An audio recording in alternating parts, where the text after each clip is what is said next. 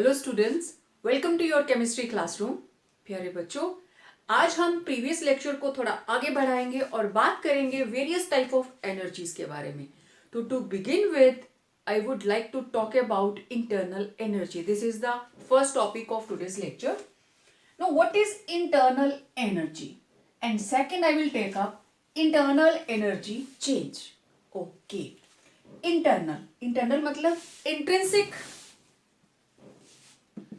Internal और intrinsic दोनों एक ही बात।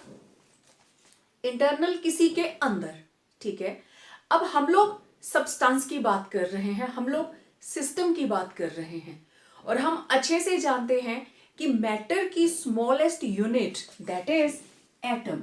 हम जिस भी सब्सटेंस के बारे में बात करेंगे उसकी बेसिक यूनिट क्या रहेगी? एटम। अगर वो इंडिपेंडेंट एग्जिस्ट करती है या नहीं कर सकती है तो एटम, लेकिन अगर इंडिपेंडेंटली एग्जिस्ट करती है तो इट विल बी मॉलिक्यूल, ठीक है। अब इनके साथ कोई ना कोई केमिकल एनर्जी जुड़ी हुई होगी, क्योंकि मॉलिक्यूल्स की internal energy that is stored in the form of chemical energy. अगर हम कार्बन को बर्न करते हैं, बनता है carbon dioxide and large amount of heat is liberated. ये आप लोगों को रोज देखने में मिलता है। घर में आप वुड को बर्न करते हो, कोल को बर्न करते हो, तो ऑक्सीडेशन होते ही large amount of heat is produced and this is the oldest procedure to use fuel. और उस फ्यूल की हीट एनर्जी को हम लोग यूज करते हैं खाना बनाने के लिए एंड अदर वर्क्स। ओके, इसका मतलब कार्बन के अंदर कुछ तो एनर्जी स्टोर्ड थी, वो उसकी केमिकल एनर्जी, जिसने ऑक्सीजन से कंबाइन किया और बन गया कार्बन डाइऑक्साइड। अब अगर बॉन्ड्स की बात करें, कार्बन, ऑक्सीजन है O डबल बॉन्ड O और कार्बन डाइऑक्साइड बन गया C double bond O C double bond O। तो बॉन्ड बन रहा है, there is exchange of energy और अल्टीमेटली हमें क्या मिलता है? हीट। हमेशा याद रखना, जब भी बॉन्ड बनता है, बॉन्डिंग होगी तो एनर्जी बाहर जाएगी, तभी बॉन्ड स्टेबल होगा।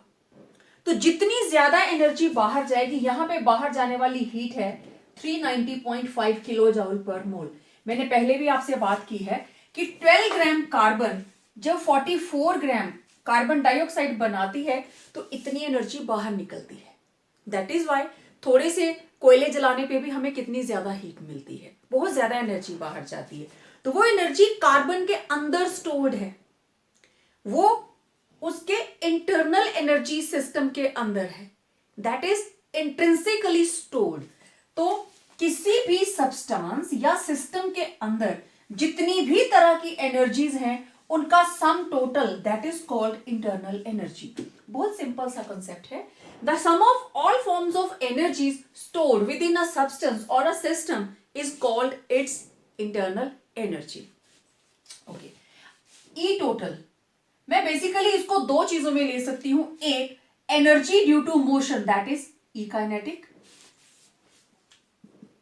Kinetic energy, this is energy due to motion, आप लोग जानते हैं। और ई potential energy, this is energy due to molecular interactions. ये दो तरह की एनर्जीज है बेसिक। अब काइनेटिक एनर्जी की बात आ गई। इलेक्ट्रॉन, एटम के अंदर इलेक्ट्रॉन्स तो होंगे ही होंगे। इलेक्ट्रॉन अगर ट्रांसलेट करते हैं, अब ट्रांसलेशनल मोशन क्या है? देखो, ये है सन, सन के अराउंड अर्थ रोटेट करती है, ठीक है, ये रोटेट कर रही है, ये रही अर्थ की ऑर्बिट। लेकिन अर्थ अपनी एक्सिस पे भी तो रोटेट कर रही है। रोटेशन करते करते अपनी जगह को शिफ्ट करना that is called translational motion, ठीक है। और वाइब्रेशनल, कोई इलेक्ट्रॉन है किसी ऑर्बिट के अंदर और वो अपनी ही मीन पोजीशन के अप एंड डाउन वाइब्रेट कर रहा। Vibration means up and down motion. Rotational, it is rotating at its own axis, तो ई रोटेशनल। तो अकेले इलेक्ट्रॉन के साथ ही कितनी सारी एनर्जीज जुड़ी हुई हैं। ठीक है ना। और पोटेंशियल एनर्जी के अंदर हम ले लेते हैं ई न्यूक्लियर, ई इलेक्ट्रॉनिक, इलेक्ट्रॉनिक इंटरेक्शंस की वजह से, and E binding energy, molecular interactions, ionic bond बना है या कोवलेंट बॉन्ड बना है। तो इनको अब मैंने पहले सिर्फ काइनेटिक और पोटेंशियल एनर्जी लिखा, और आप क्या कर सकते हैं, ई टोटल आप लिखोगे ई इलेक्ट्रॉनिक प्लस ई न्यूक्लियर, ठीक है। इलेक्ट्रॉनिक, उसके बाद इलेक्ट्रॉन ट्रांसलेट करता है, इलेक्ट्रॉन वाइब्रेट करता है, इलेक्ट्रॉन रोटेट करता है, ठीक है। Then binding energy. तो जितनी तरह की एनर्जीज के बारे में आप जानते हैं उन सभी का sum total it will B internal energy. अब ये तो इंटरनल एनर्जी को हमने सिर्फ डिफाइन किया। इंटरनल एनर्जी इज रिप्रेजेंटेड, इसको हम रिप्रेजेंट कैसे करते हैं, U। पहले E से ही करते थे, but nowadays E has been replaced by U। तो internal energy is represented by U। Done. इसको आप एज इट इज अपनी कॉपी में नोट करेंगे, ठीक है। अब अगली बात, what is internal energy change. अब आप देखिए,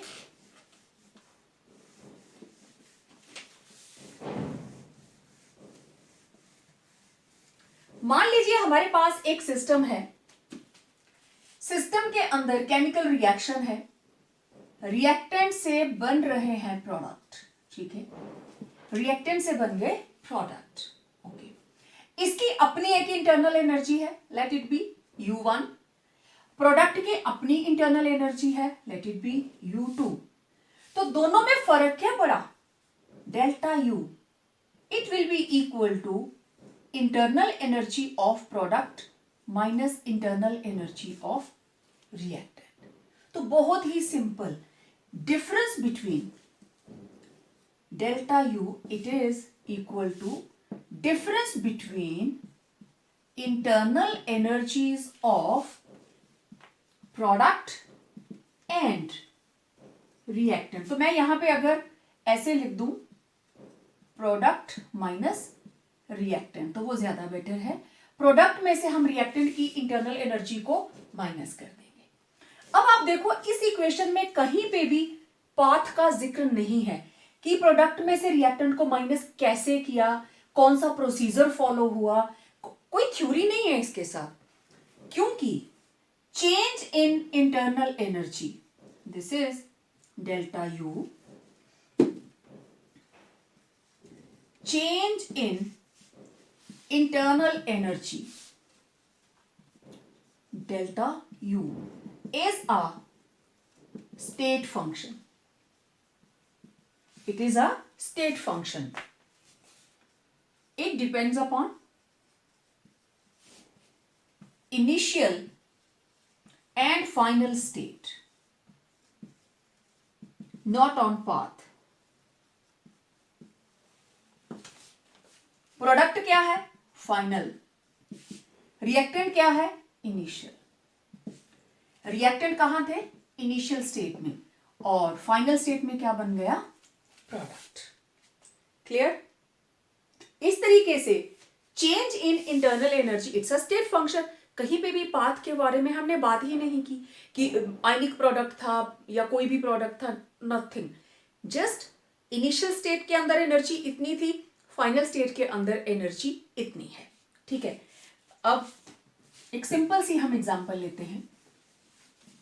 देखो, ये रहा चाय का कप,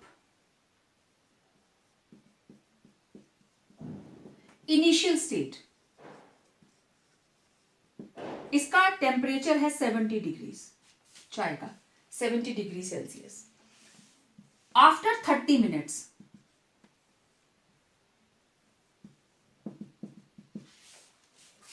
चाय ठंडी हो गई, अब इसमें से भाप नहीं निकल रही है। अब इस चाय का टेम्परेचर हो गया अराउंड 20 डिग्री, जो रूम का टेम्परेचर होगा उसके बराबर ये हो जाएगा।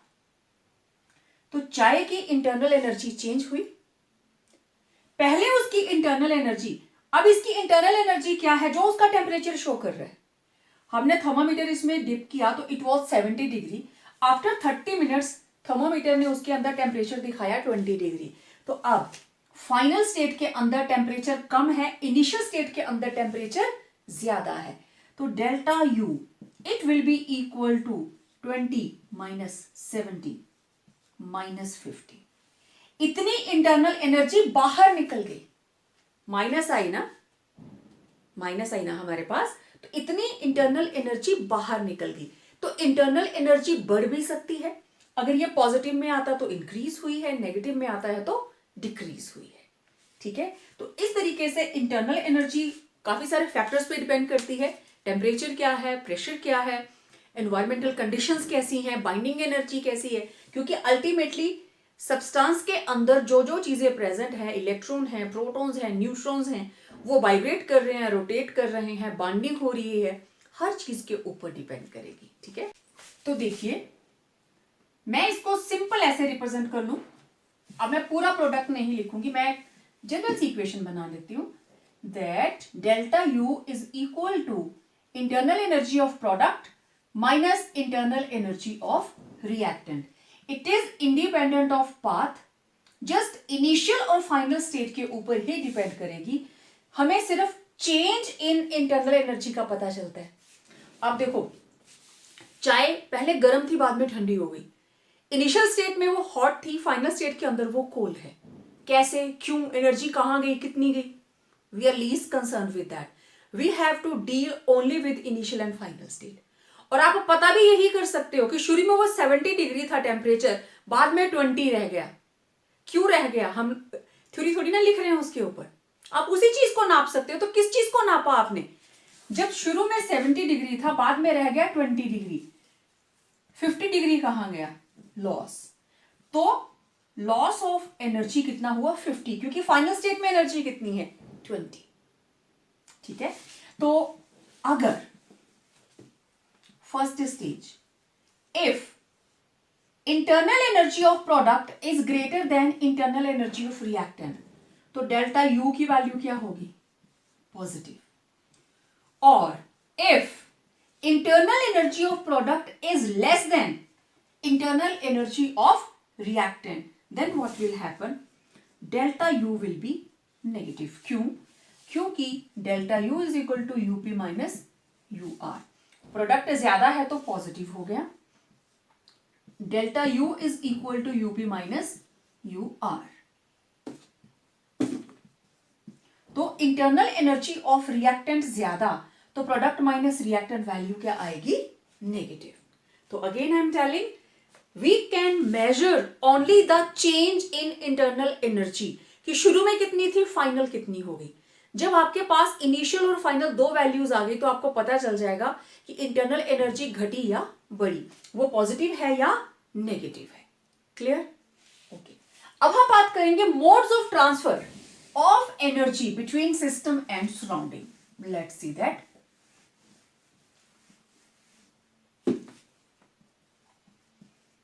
Modes of transfer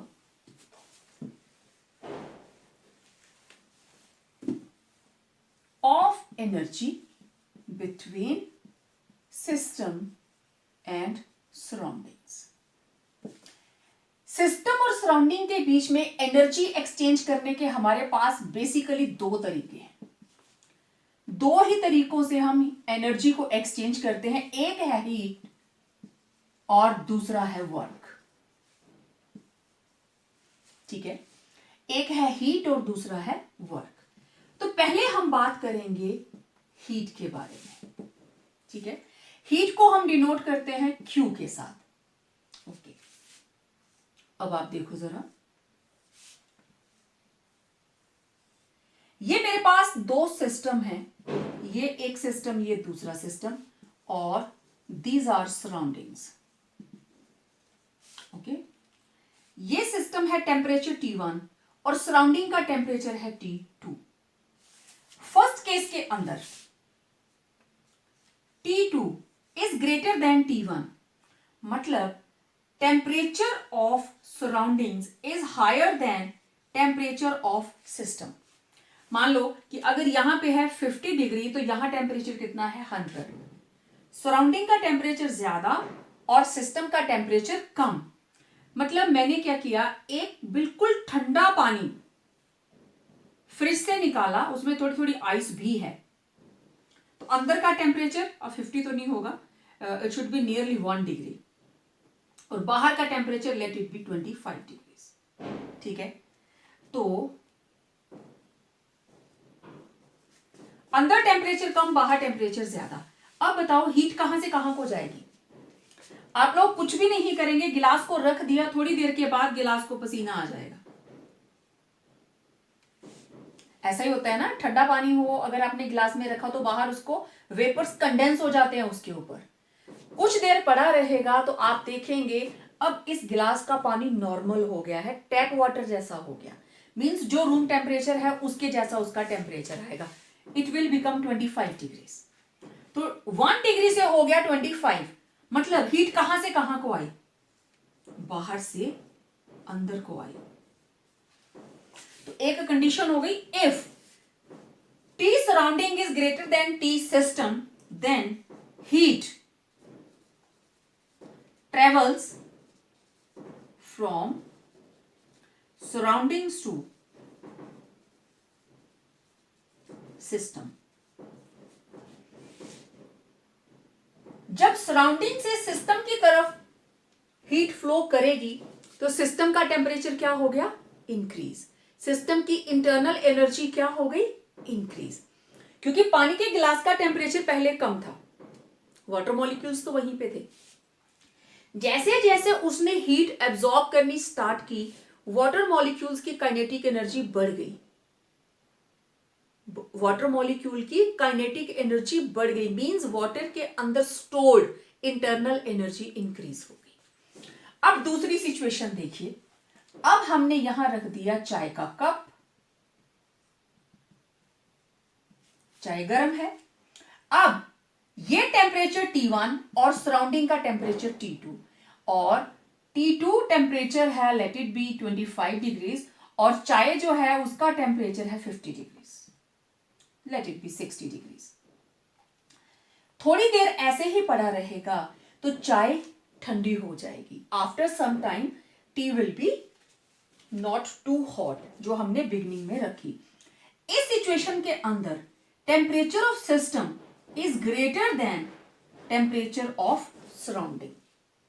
तो आपको पता है हीट हमेशा हाई टेम्परेचर से लो की तरफ मूव करती है, तो यहां से क्योंकि चाय ठंडी हो रही है, मींस अंदर से हीट बाहर को जा रही है। If temperature of system is greater than temperature of surrounding, heat flows from system to surroundings. Clear? ये तो पहला तरीका था हीट कैसे लिबरेट होती है। अब यहीं से आप दो जनरलाइजेशंस निकालेंगे, heat absorbed by the system. अगर कोई सिस्टम हीट एब्जॉर्ब करता है, जैसे यहां पे हुआ था 1 डिग्री से क्या हो गया 25 डिग्री, तो Q will be equal to positive. Q की वैल्यू पॉजिटिव होगी if heat is absorbed by the system and heat liberated by the system. Heat यहां से बाहर गई, 60 था ना, थोड़ी देर के बाद दोनों अंदर और बाहर का मतलब, अंदर बाहर का मतलब कप और बाहर का सराउंडिंग का टेम्परेचर कितना हो जाएगा 25 डिग्रीज।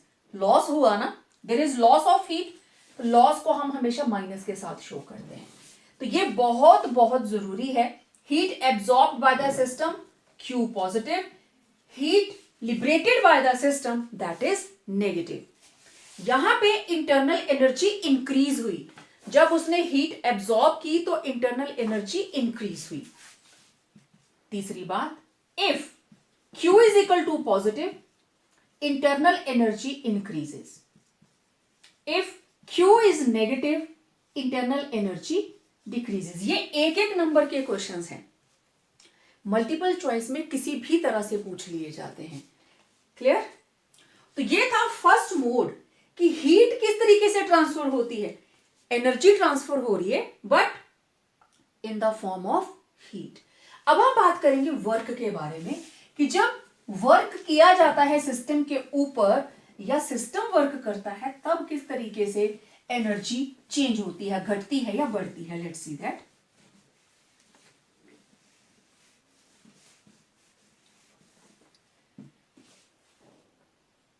वर्क।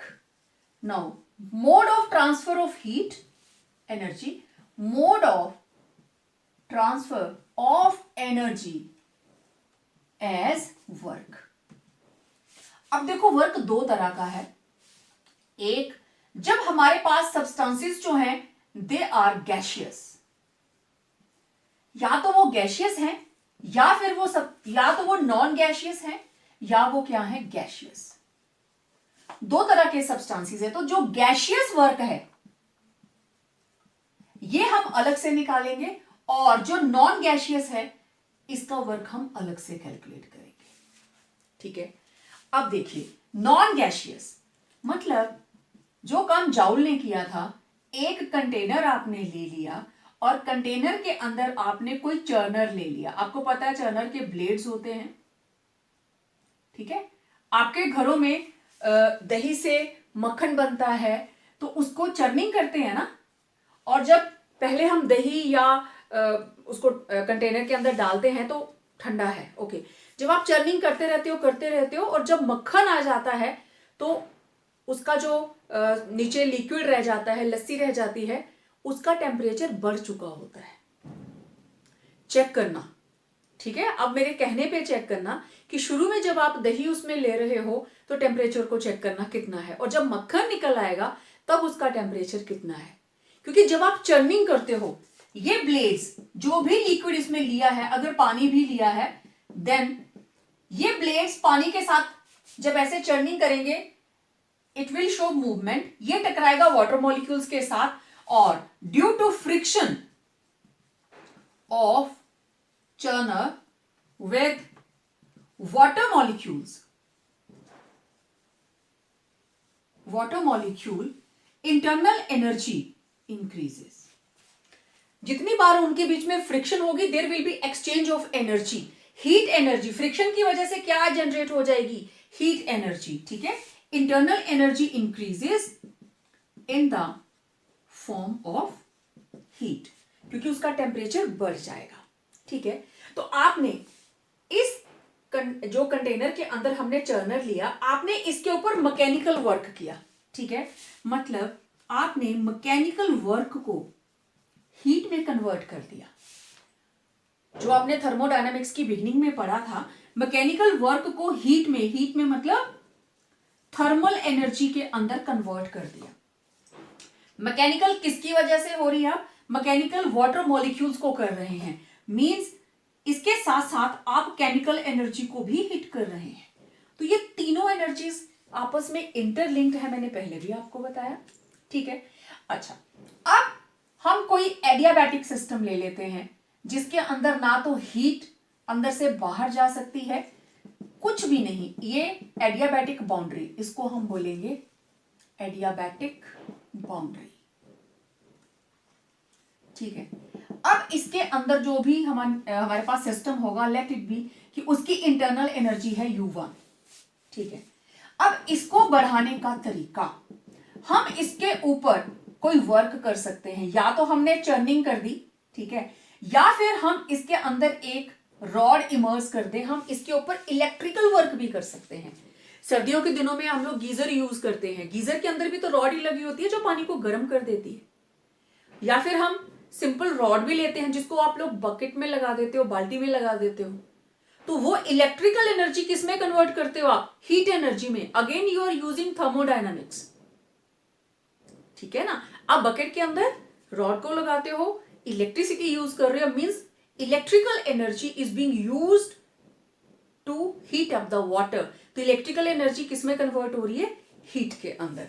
तो दो तरीके हैं, या तो आप इलेक्ट्रिकल वर्क कीजिए या फिर मैकेनिकल, दोनों से ही इंटरनल एनर्जी इंक्रीज कर जाएगी। जब आपने इलेक्ट्रिकल वर्क किया तो internal energy changes from U1 to U2। इधर भी ऐसे हुआ, शुरू में कम था, बाद में एनर्जी ज्यादा हो गई। तो दोनों ही तरीकों से जो डेल्टा U है इट विल बी पॉजिटिव, ठीक है। दोनों ही तरह से जो वर्क आएगा that will be positive. Okay, तो what happens if work is done by the system. अब ये एनर्जी हमारे पास पॉजिटिव हो गई, ठीक है। तो ये था जो हमने सिस्टम के ऊपर काम किया। अब जब सिस्टम काम करेगा,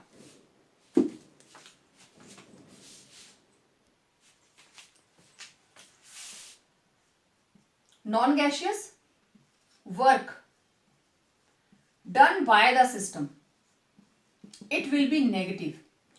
सिस्टम काम करेगा तो उसकी अपनी एनर्जी का लॉस होगा। And work done on the system, जब आपने सिस्टम के ऊपर काम किया इट विल बी पॉजिटिव।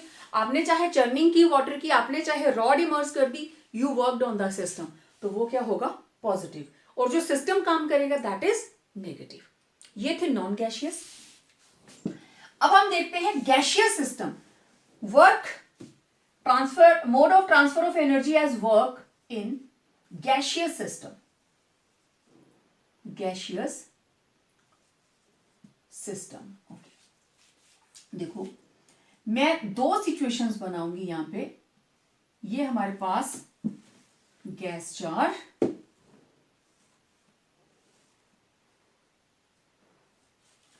और इस गैस जार को हमने फ्रिक्शनलेस पुली के साथ, जो पिस्टन है, दिस इज फ्रिक्शनलेस पिस्टन, उसके साथ इसको फिट किया है। अब इसके अंदर गैस के मॉलिक्यूल्स हैं, ठीक है। ये रहा इसका वॉल्यूम V1, ओके। अब इसका area of cross section A, this is area of cross section. अब देखो, ये थी इनिशियल स्टेट, ठीक है। अब फाइनल स्टेट देखो, सेम यही कंटेनर, और अब पिस्टन की पोजीशन, इसको हमने प्रेस किया, प्रेशर लगाया, और ये रही पिस्टन की फाइनल पोजीशन। इनिशियली वो यहां पे था, ठीक है। अब वॉल्यूम कितना हो गया, V2, लेकिन एरिया ऑफ क्रॉस सेक्शन क्या है, A। यहां से यहां तक कितना गैप आया भाई, कितनी लेंथ इसने ट्रेवल की, लेट इट बी DL। कितनी लेंथ इसने ट्रेवल की, दैट इज DL, ओके। ये रही फाइनल स्टेट। अब ये मॉलिक्यूल नजदीक नजदीक आ गए। इसका प्रेशर है P1 और इसका प्रेशर है P2, and quite obvious P2 is greater then P1। क्यों, क्योंकि V2 is less than V1, ठीक है। तो let initial pressure is equal to P1, initial volume is equal to V1, okay. Final pressure P2 and final volume let it be V2, और distance travelled by piston, it is DL। तो इसकी वजह से change in volume कितना आ गया भाई, area of cross section into DL, मैं इसको लिखूंगी DV। जितना उसने डिस्टेंस ट्रेवल किया उतना सा वॉल्यूम उसने चेंज किया, ठीक है, ओके। अब प्रेशर किसके बराबर होती है, फोर्स अपॉन एरिया, और फोर्स किसके बराबर होगी,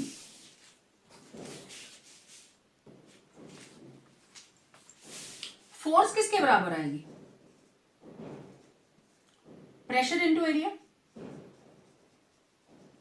pressure into area, okay.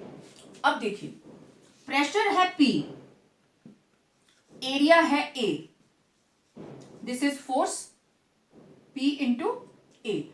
Work किसके बराबर होता है, फोर्स इंटू डिस्टेंस। फोर्स किसके बराबर है, P into A, distance travel किया DL, किसके बराबर आ गया, P into DV। Area into DL किसके बराबर आ गया, DV। What is the natural tendency of gases, that is expansion, gases expand, उनकी नेचुरल टेंडेंसी है टू एक्सपेंशन। आप उनको कंप्रेस करते हो जबरदस्ती, हम फोर्सेबली उनको कंप्रेस करते हैं। When we work on the system, work done by the system too simple, gases always try to expand. ठीक है, ज्यादा से ज्यादा वॉल्यूम ऑक्यूपाई करती हैं। अब जब एक्सपेंशन है means work is done by the system, तो W will be minus PdV। और एक्सपेंशन के लिए अब ये आ गया V2 minus V1 during expansion.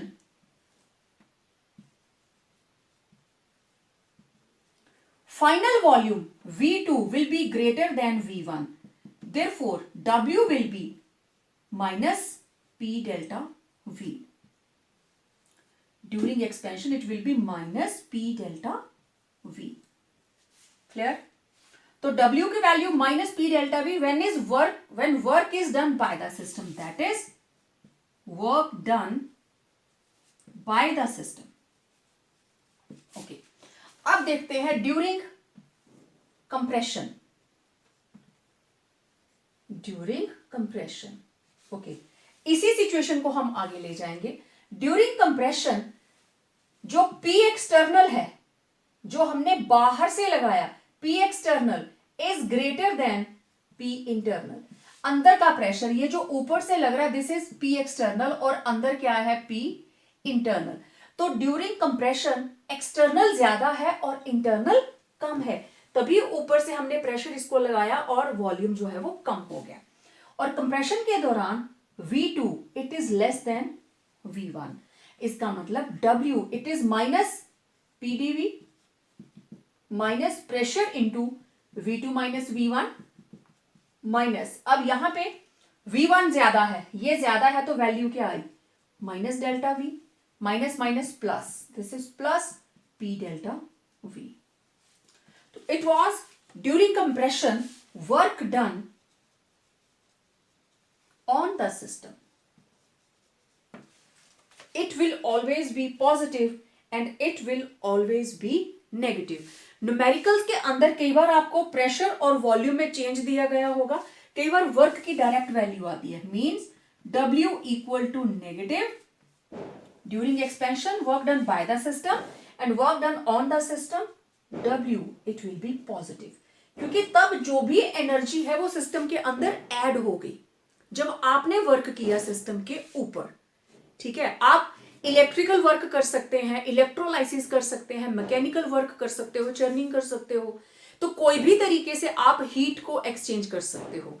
और हीट एक्सचेंज होगी तो या तो इंटरनल एनर्जी बढ़ेगी या इंटरनल एनर्जी घटेगी। दूसरा, जो गैशियस सब्सटेंसेस हैं या तो वो एक्सपैंड करेंगे या फिर वो कंप्रेस होंगे। ठीक है, जब एक्सपेंशन है तो ये V1 है तो V2 इससे भी ज्यादा होगा। ठीक है, ये पिस्टन इससे भी ऊपर चलाया जाएगा ऐसे, दिस इज ड्यूरिंग एक्सपेंशन।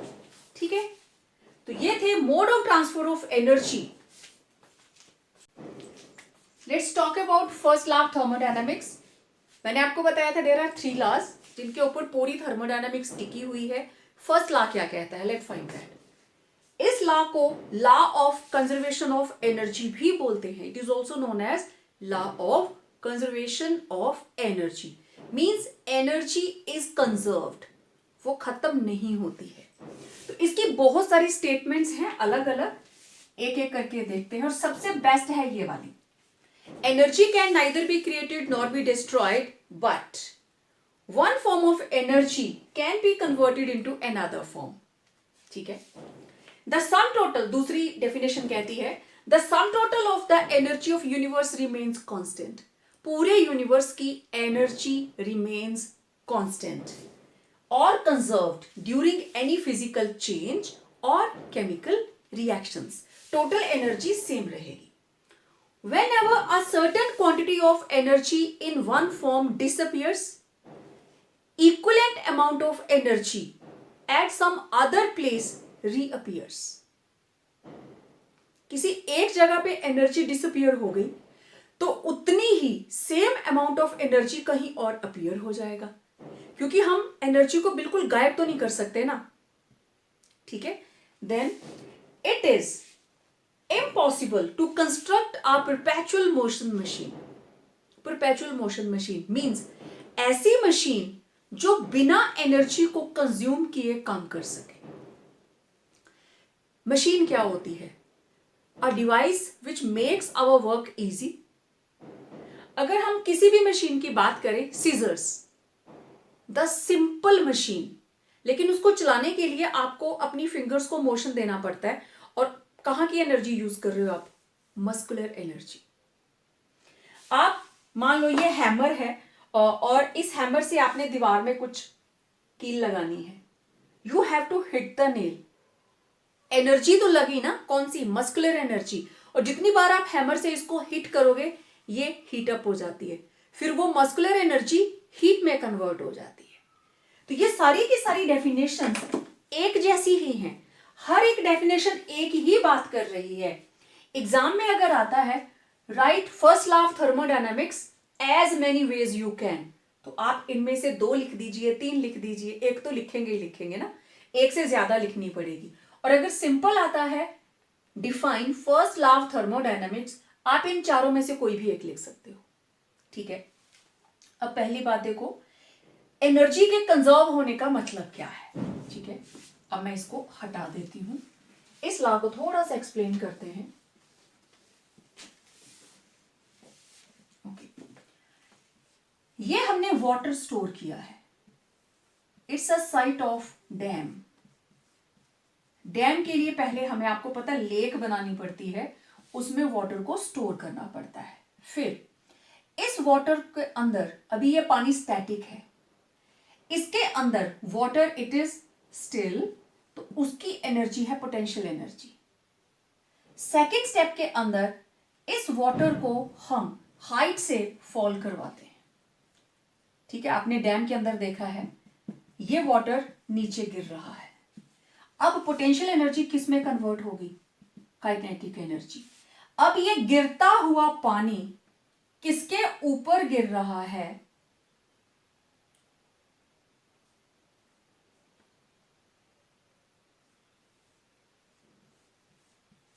ये हैं ब्लेड्स ऑफ टरबाइन.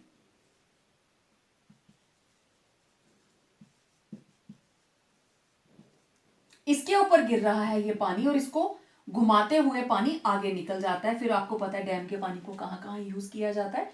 तो these are the blades of turbine. मतलब अब पानी की काइनेटिक एनर्जी ने इन ब्लेड्स को घुमा दिया. मींस काइनेटिक एनर्जी किसके अंदर कन्वर्ट होगी? मैकेनिकल में. ओके. टरबाइन, टरबाइन के आगे लगा हुआ है डायनमो. टरबाइन के आगे लगा है डायनमो, जो यहां पे मैग्नेटिक फील्ड के अंदर मूव करेगा. This is magnetic field. इधर टरबाइन के ब्लेड्स घूमे, उसके साथ लगा डायनमो घूमा, मैग्नेटिक फील्ड के अंदर इलेक्ट्रिसिटी विल बी जनरेटेड. अब इस इलेक्ट्रिसिटी को वायर्स के थ्रू जहां जहां सप्लाई भेजनी है भेज दी जाती है. मतलब मैकेनिकल एनर्जी कन्वर्ट हो गई किसके अंदर? इलेक्ट्रिकल एनर्जी के अंदर. अब उस इलेक्ट्रिकल एनर्जी से आप मिक्सर ग्राइंडर चलाइए, आप चाहे हीटर चलाइए, आप फैन चलाइए, एसी चलाइए, टीवी चलाइए, जो काम आप करेंगे. अगर आप फैन चला रहे हैं तो मैकेनिकल वर्क कर रहे हो, अगर आप हीटर चला रहे हो तो आप हीट एनर्जी प्रोड्यूस कर रहे हैं. तो मतलब इलेक्ट्रिकल एनर्जी से जो काम आप करोगे उसी एनर्जी में वो कन्वर्ट हो जाएगा.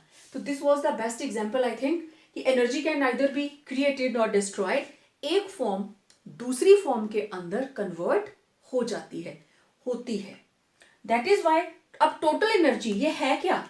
जितनी एनर्जी इसके अंदर थी ना वाटर के अंदर एज अ पोटेंशियल एनर्जी, वही कन्वर्ट हुई काइनेटिक में, वही कन्वर्ट हुई मैकेनिकल में, मैकेनिकल से इलेक्ट्रिकल में, इलेक्ट्रिकल से आगे अपनी फॉर्म्स के अंदर. तो टोटल एनर्जी ओवरऑल क्या रही? कांस्टेंट. ठीक है. अब इसका मैथमेटिकल डेरिवेशन देखते हैं. फर्स्ट लॉ को हम मैथमेटिकली डिराइव करेंगे.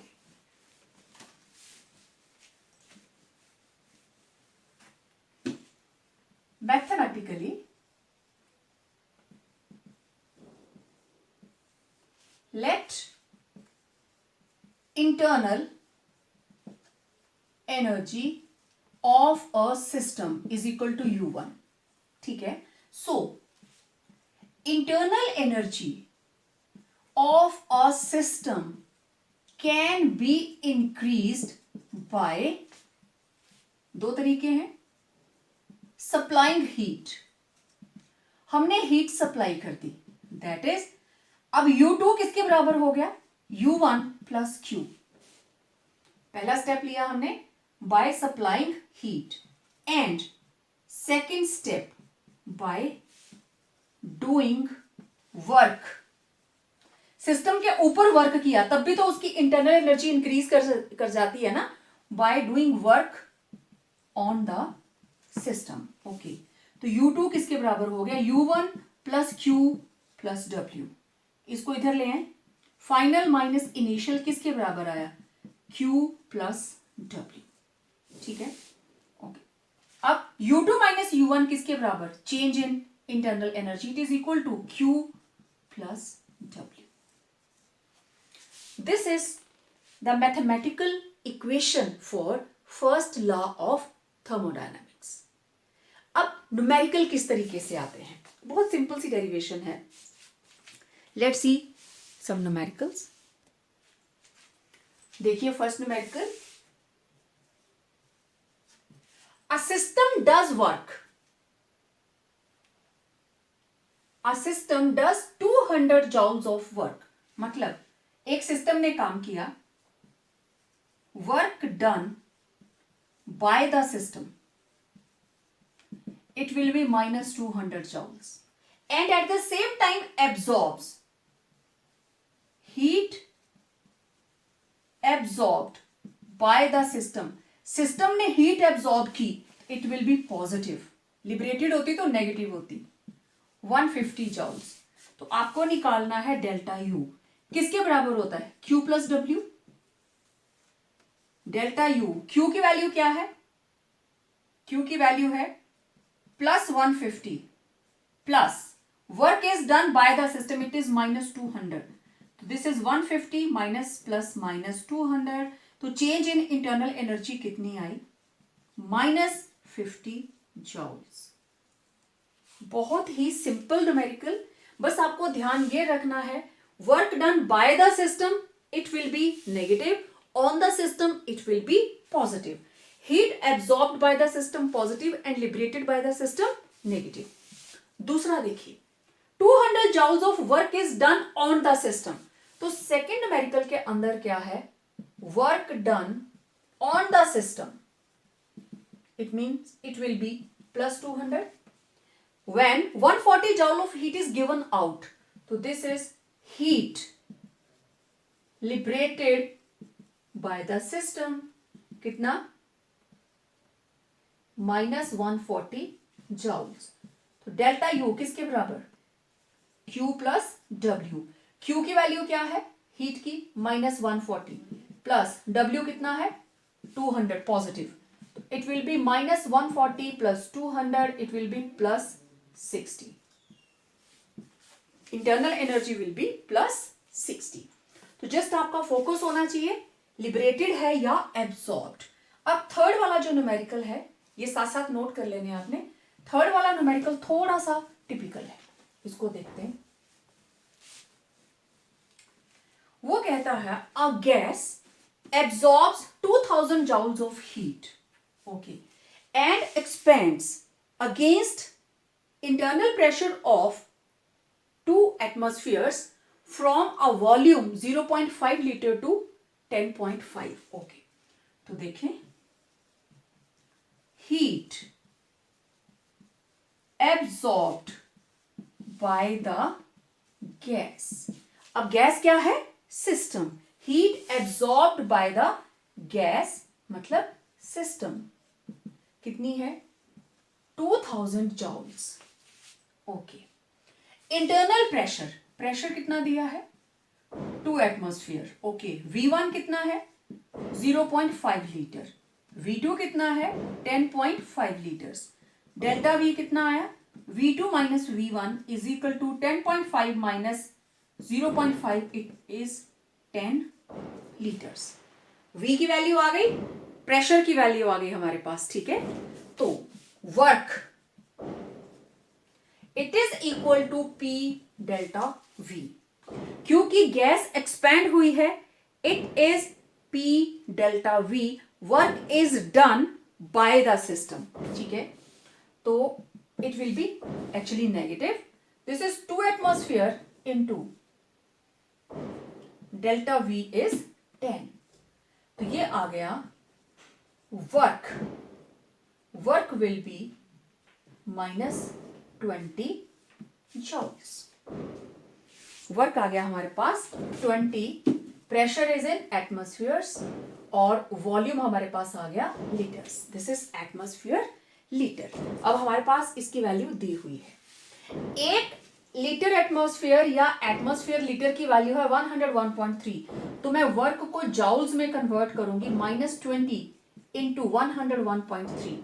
इसके साथ मल्टीप्लाई करेंगे तो वी विल गेट 2063 जॉल्स। ये आ गया हमारे पास वर्क। ठीक है, ओके। तो क्योंकि ये work done by the system है, इट इज -2026 जॉल्स। हमारे पास हीट भी है, हमारे पास वर्क भी आ गया। अब हमें करना क्या है? Internal energy change. Third step, delta U equal to Q plus W. Heat is absorbed by the system, तो Q will be positive 2000. Work is done by the system, क्योंकि this is work expansion, it is by the system। ये रहा -2026। Value put कीजिए, 2000 plus -2060, 2000 -2026। तो क्या answer आया हमारे पास? Change in internal energy -26 joules. फिर से देखो, heat absorbed by the system positive. अब मुझे वर्क निकालना है, प्रेशर गिवन है, दोनों वॉल्यूम्स गिवन है, डेल्टा वी निकाला, work is equal to P delta V. मैंने यहीं पे माइनस लगाया because work is done by the system, क्योंकि गैस क्या है? Expand.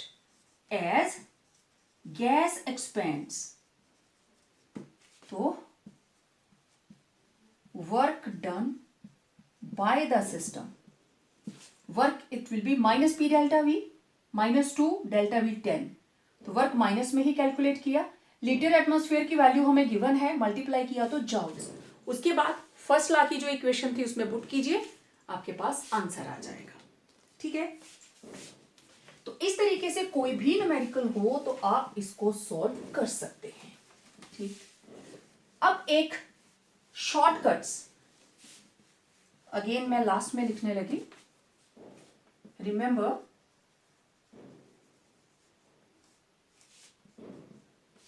Work done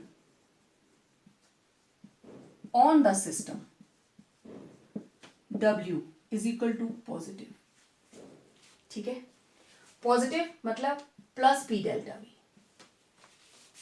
work done by the system W is equal to negative, मतलब -P delta V। ठीक है, और heat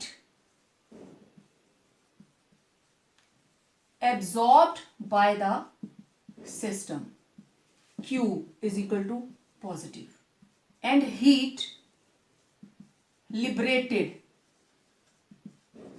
by the system Q it will be negative। बस इस चीज का आपने ध्यान रखना है। ठीक है, अब एक और चीज, एट कांस्टेंट वॉल्यूम, जब वॉल्यूम कांस्टेंट होगा, ये बहुत ही जरूरी है, at constant volume delta U is equal to Q plus W, और delta U is equal to Q plus P delta V। जब वॉल्यूम कांस्टेंट है, at constant volume delta V क्या हो गया? 0। Delta V will be 0, therefore delta U will be equal to Q, मैं इसके foot में छोटा सा v लिखूंगी, Q V plus P into 0। तो delta U will be equal to Q V, ये 0 के साथ मल्टीप्लाई होके 0 ही आ जाएगा। Means change in internal energy, it is equal to heat absorbed by the system at constant volume। इस चीज को याद रखना, जब भी हमारे पास वॉल्यूम कांस्टेंट है, वॉल्यूम फिक्स है, ना तो गैस एक्सपेंड हुई ना गैस कंप्रेस हुई, volume is constant, means adiabatic system जो था वही रहा, वॉल्यूम इज कांस्टेंट, तो चेंज इन इंटरनल एनर्जी किसके बराबर हुई? जितनी हीट सिस्टम ने एब्जॉर्ब की या वो लिबरेट करेगा। It will be equal to Q V. अब ये क्यू पॉजिटिव भी हो सकता है और नेगेटिव भी हो सकता है, तो it is heat absorbed by the system, absorbed by the system at constant volume or heat liberated by the system at constant volume। तो इन जनरल मैं इसको बोल सकती हूं delta U it will be equal to amount of heat exchanged at constant volume. इस relation को हम आगे यूज करने वाले हैं, तो ये चीज आपने याद करनी है, इसको रिमेंबर, बिल्कुल इसको मेमोराइज करके रखना है, इन मेन पॉइंट्स का ध्यान रखना है और ये ध्यान में रखना है कि चेंज इन इंटरनल एनर्जी किसके बराबर होगी? जो वॉल्यूम कांस्टेंट है तो जितनी हीट वो एब्जॉर्ब करेगा या जितनी हीट वो लिबरेट करेगा, that will give the value of change in internal energy and is different from expansion and compression। So it was all about first law of thermodynamics। इसके न्यूमेरिकल्स बहुत simple से होते हैं, बस थोड़ा सा फोकस करके इन चीजों को ध्यान में रख के आप सॉल्व करेंगे तो आसानी से हो जाएंगे। ठीक है, नोट्स को साथ साथ नोट करें, न्यूमेरिकल्स को सॉल्व करें, जो आपकी बुक में न्यूमेरिकल्स दिए हैं एनसीईआरटी में उनको भी सॉल्व करें, और जो कोई रह जाता है आप कमेंट सेक्शन में मुझे भेजिए अपने व्हाट्सएप नंबर के साथ, मैं डेफिनेटली उनको सॉल्व करके आपको रिटर्न करूंगी। तो आज के लेक्चर में इतना ही, मिलते हैं एक नए लेक्चर के साथ, एक नए कंसेप्ट के साथ। Till then stay home, stay safe and keep practising.